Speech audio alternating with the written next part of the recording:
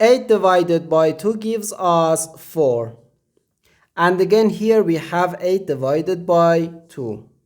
So 4 divided by 4, which equals 1.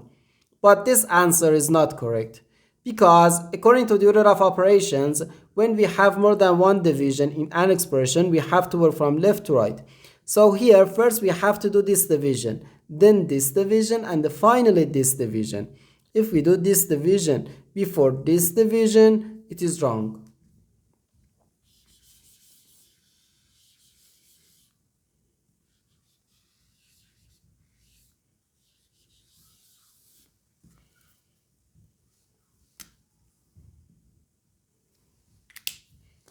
So first we have to do this division. 8 divided by 2 gives us 4.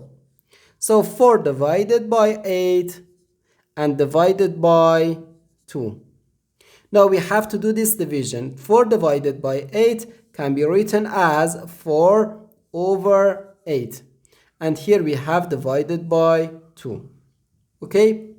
Now 4 divided by 4 gives us 1, and 8 divided by 4 equals 2. So 1 over 2, then divided by 2. Now, according to the KCF rule, K stands for keep, C stands for change, and F stands for flip. We can write keep the first fraction, change division to multiplication, and flip the second fraction.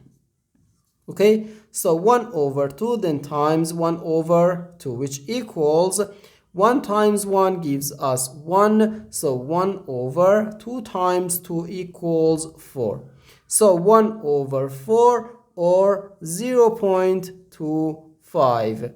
And this is our final answer to this problem. The correct answer is 0.25.